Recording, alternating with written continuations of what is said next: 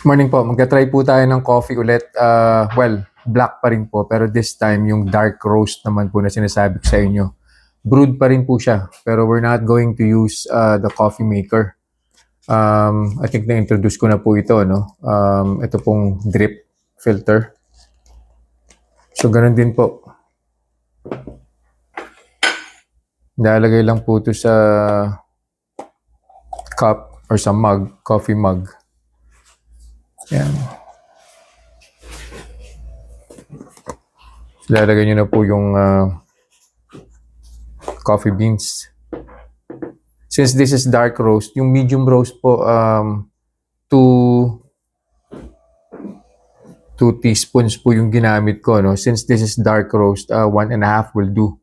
Pero kung gusto nyo po ng mas matapang talaga, pwede pong dalawa rin po yung dalawang scoop din po yung gamitin niyo.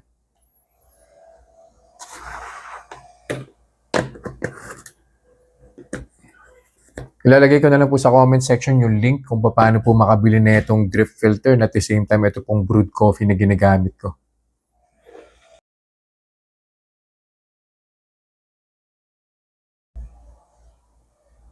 Inumin ko na po siya. Babalik po ako after 2 hours and we'll see kung meron po bang epekto to sa blood sugar ko.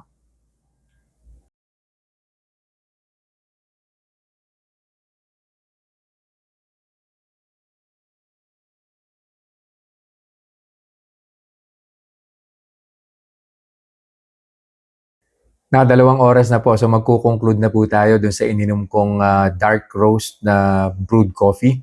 Black lang po siya, wala pong ibang halo, wala pong sweetener. So nag-start po yung blood sugar ko 115, first hour nag 110 po siya. And then second hour nag 103.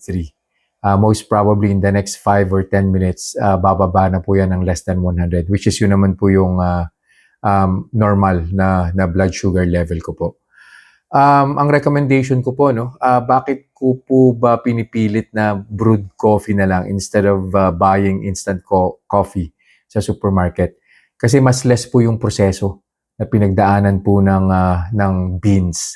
So sinasangag lang po yan, wala pong additional flavorings, wala pong additional preservatives. Tapos ginagrind, tapos na po, ready to cook, ready to serve na po siya. Not unlike ng mga instant coffee na dumadaan po yan sa factory, napakadaming proseso, may mga chemicals and preservatives pa na hinahalo. At least dito sa brewed, mas safe po tayo. Especially tayo mga diabetic persons. So yun lang po for this review. I'll see you guys in the next vlog. Bye-bye. Reminders lang po, huwag pong mag-aanli. Always eat in moderation. Di po ako doktor, so whenever in doubt, konsulta po kayo sa doktor ninyo.